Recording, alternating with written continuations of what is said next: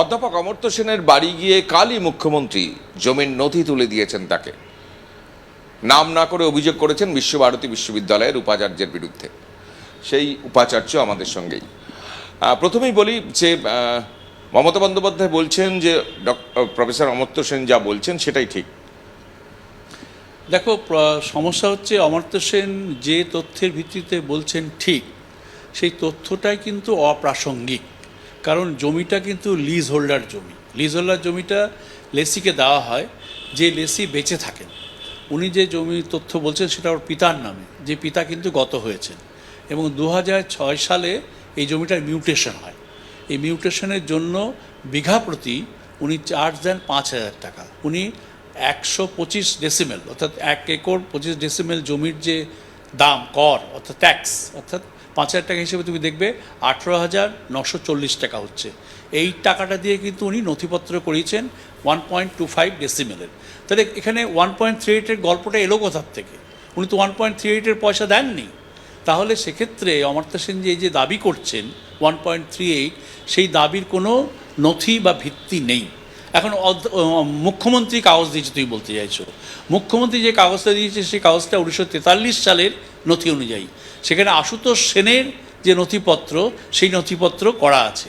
সেই নথিপত্রের ভিত্তিতে উনি বলছেন অমর্ত্য সেনকে এই জমিটা দেওয়া হয়েছে। 2006-তে হস্তান্তর হয়েছে ওনার আবেদনের ক্রমে। হ্যাঁ, স্টেট গভর্নমেন্ট সেই কাগজ দেখাতে পারবে যে হস্তান্তর হয়েছে। হস্তান্তর হয়েছে আমাদের পক্ষ থেকে। আজ তাহলে মমতা ব্যানার্জি 1943 সালের নথিপত্র দেখাচ্ছেন কেন? তা 2006 নথিপত্র দেখাবেন। আমাদের বিশ্বভারতীর নথি অনুযায়ী 2006 সালে আমরা মিউটেশন করেছি এবং তার জন্য উনি কর বাবদ সরকারকে 18,940 টাকা দিয়েছেন। যে করটা ঠিক হয় তোমাকে যেটা বললাম, বিঘে প্রতি 5,000 টাকা। এবার তুমি গুণ করে নাও 125 মাল্টিপ্লাইড বাই 5,000 টাকা, তাহলে তুমি দেখবে ওই 18,940 টাকাই আসছে। তাহলে এখানে 1.38 গল্পটা আসছে কোথার থেকে? সুতরাং নথির দিক থেকে অমর্ত্য সেনও ভুল বলছেন, ভুল তথ্যের ভিত্তিতে, এবং মুখ্যমন্ত্রীও ভুল তথ্যের ভিত্তিতে বলছেন। যান, তার জমিটা কিন্তু অটোমেটিক্যালি তার উত্তরাধিকার পায় না, তার জন্য তোমাকে মিউটেশন করতে হয়। কিন্তু 2006-তে হস্তান্তর হয়েছে ওনার আবেদনের ক্রমে। স্টেট গভর্নমেন্ট সেই কাগজ দেখাতে পারবে যে হস্তান্তর হয়েছে। আজ তাহলে মমতা ব্যানার্জি 1943 সালের নথিপত্র দেখাচ্ছেন কেন? তা 2006 নথিপত্র দেখাবেন। তাহলে এখানে 1.38 গল্পটা আসছে কোথার থেকে? সুতরাং নথির দিক থেকে অমর্ত্য সেনও ভুল বলছেন, ভুল তথ্যের ভিত্তিতে, এবং মুখ্যমন্ত্রীও ভুল তথ্যের ভিত্তিতে বলছে। কিন্তু আমি দৃঢ়ভাবে বলতে পারি, বিশ্বভারতীর তরফ থেকে আমরা যা দাবি করেছি যে জমি 1.25 দেওয়া হয়েছিল, সেই দাবিতে কিন্তু আজও আমরা অনড়, এবং আমি নথিপত্র ভিত্তিতেই কিন্তু বলছি এই ধরনের বক্তব্য। অনেকে বলছেন আপনি অধ্যাপক অমর্ত্য সেনকে অপমান করছেন। আমিও অমর্ত্য সেনকে সম্মান করি। অমর্ত্য সেনের যে কন্ট্রিবিউশন সেটা আমি যথেষ্ট আদর করি, এবং আমি ওনার কাছ থেকে অনেক শিখেছি। উনি অনেক ব্যাপারে আমাকে ভাবনা চিন্তা করতে শিখিয়েছেন। কিন্তু বিশ্বভারতীর উপাচার্য হিসেবে আমার একটা নৈতিক দায়িত্ব আছে। সেই নৈতিক দায়িত্বটা কি? বিশ্বভারতীর সম্পদ রক্ষা করার দায়িত্ব। সেই সম্পদ রক্ষা করার জন্য যে পদক্ষেপ আমি নিতে হবে উপাচার্য হিসেবে, সে পদক্ষেপ আমি নেব। সেখানে অমর্ত্য সেন কেন, স্বয়ং ভগবান আসলেও কিন্তু আমি নিজেকে নিরত করব না। তার কারণ হচ্ছে, আমি মনে করি বিশ্বভারতী উপাচার্য হিসেবে এটা আমার নৈতিক দায়িত্ব। কারণ বিশ্বভারতীর জমি কিন্তু কবজা হয়ে যাচ্ছে, বিশ্বভারতীর জমি কিন্তু হড়প হয়ে যাচ্ছে। এখানে অমর্ত্য সেন কিন্তু একজন হড়পকারীর মধ্যে একজন হড়পকারী। এবং এখানে অমর্ত্য সেন ছাড়াও বাংলার অনেক কেউকেটা জমি হড়প করে বসে রয়েছেন। আমি যদি তাদের নাম তোমার চ্যানেলে করি, বাংলা আজকে রেডে পড়ে যাবে। অনেকে এই কারণেই বলছেন যে এত জমি বেহাত যেখানে হয়ে যাচ্ছে, উপাচার্য সেদিকে দৃষ্টি না দিয়ে একজন অমর্ত্য সেনকে টার্গেট করছেন। না, আমি এখানে যোগদান করেছি 2018 সালে। তখন আমাদের জমি হড়প করেছিল টোটাল 77 একর। এই 4 বছরে আমরা 15 একর জমি উদ্ধার করেছি। তার মানে এখন 62 একর জমি কবজায় আছে। সেই 62 একর জমির মধ্যে 13 ডেসিমেল জায়গা অমর্ত্য সেনেরও আছে। মুখ্যমন্ত্রী তো নাম না করে বলছেন উপাচার্য হওয়ার যোগ্যতা নিয়ে প্রশ্ন তুলছেন। আমি উপাচার্য হয়েছি একটা প্রক্রিয়ার মাধ্যমে। আর তাছাড়া আমার অ্যাপয়েন্টমেন্ট দিয়েছেন ভারতবর্ষের মাননীয় রাষ্ট্রপতি। এখানে কিন্তু কোনো রকম অযোগ্যতার প্রশ্ন আসে না। এটা কিন্তু পশ্চিমবঙ্গের উপাচার্য নই, যেখানে মুখ্যমন্ত্রী চাইলেন কাউকে, সঙ্গে সঙ্গে উপাচার্য হয়ে গেল। এবং এমন একজনকে উপাচার্য উনি করলেন নর্থ বেঙ্গলে, যাকে জেলেও পড়তে হলো। এরকম বহু সমস্যা হচ্ছে। সেটা আমি কিন্তু ওই প্রক্রিয়ায় আসিনি। আমি কিন্তু কারো ব্যক্তিগত চয়েসের মাধ্যমে আসিনি।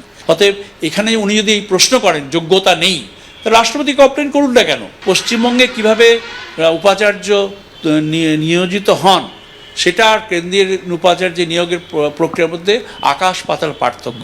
আমি আর একটা বিষয় হচ্ছে, আপনি গৈরিকীকরণের চেষ্টা করছেন, স্পষ্ট অভিযোগ। কোনো উদাহরণ দিতে পারো? কোনো উদাহরণ দাও আমাকে যে এইটা দেখে মনে হচ্ছে উপাচার্য গৈরিকরণ বা স্যাফ্রনাইজ করছেন। দেখো, জেনারেল স্টেটমেন্টের কোনো মানে হয় না। আমি যদি উদাহরণ না দিই, আমি যদি তোমাকে এই এভিডেন্স না দিই, তুমি মানবে না। মুখ্যমন্ত্রী স্পষ্ট, আপনি যেখানে বসে আছেন তার থেকে অদূরে অধ্যাপক অমর্ত্য সেনের বাড়িতে বসে বলে গেছেন যে এই বিষয়টা শেষ দেখে ছাড়বেন তিনি। না, আমি তো খুশি, আমিও চাই শেষ দেখা দেখতে।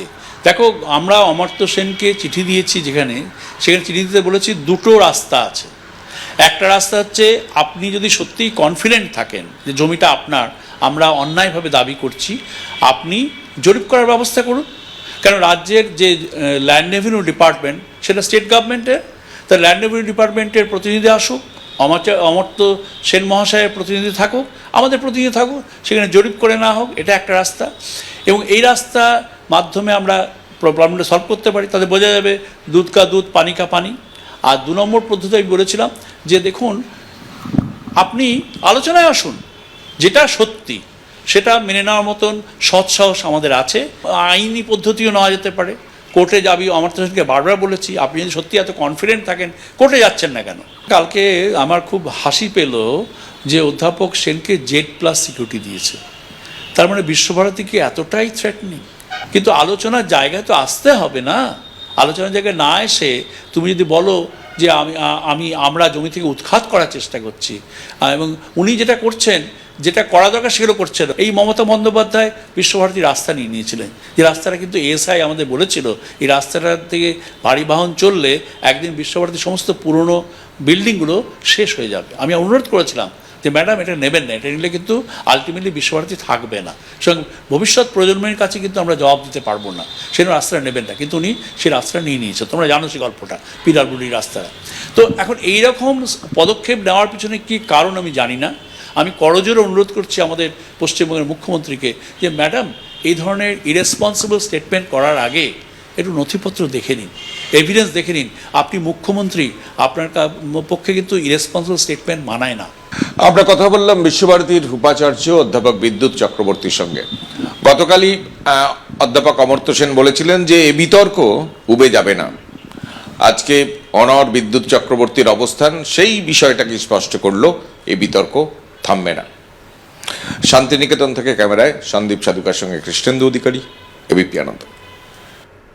জমি বিতর্কে বিশ্বভারতীর উপাচার্যের বক্তব্য আপনারা শুনলেন, এবং তিনি যেমনটা বললেন যে মুখ্যমন্ত্রীর দেওয়া তথ্যই অপ্রাসঙ্গিক। অমর্ত্য সেনের বাবার নামে লিজ জমির তথ্য, মুখ্যমন্ত্রী যা কাগজ দেখাচ্ছেন তা 1943 সালের আশুতোষ সেনের নথি। অমর্ত্য সেন ভুল বলছেন, মমতা বন্দ্যোপাধ্যায়ও ভুল বলছেন। জমি বিতর্কে মুখ্যমন্ত্রীর দাবি উড়িয়ে পাল্টা দাবি বিশ্বভারতীর উপাচার্যের।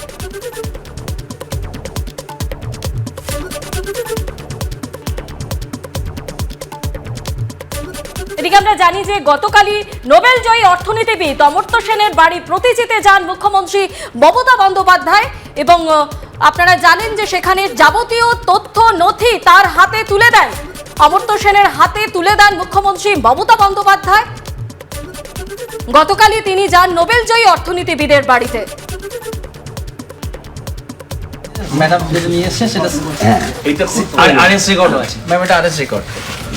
যেটা তো উনি যে জমিটার কথা বলছেন, যেটা হচ্ছে যে ওরা যেটা বলছে, ওরা বলছে যে উনি একটু বেশি জায়গা নিয়ে আসেন, 120.25 একর্স দিয়েছিল, কিন্তু উনি নিয়ে আসেন 1.38 একর্স। এটা ঠিক নয়, 1.38 ইজ দ্য রাইট থিং। এটা আমি ল্যান্ড রেকর্ড থেকে নিয়ে এসেছি। কিন্তু স্যার ম্যাডাম, এই এখন যে ল্যান্ডটা 138 বলছে, কিন্তু পজিশনটা কতটা স্যার নেই, ম্যাপে বলছে 134। আমি শুনতে চাই না, আমি তো ল্যান্ডের রেকর্ড নিয়ে এসেছি, আমি তো গভর্নমেন্টকে দিয়ে সার্ভে করিয়েছি কদিন ধরে, আমি সার্ভে করে আমি ল্যান্ডের অরিজিনাল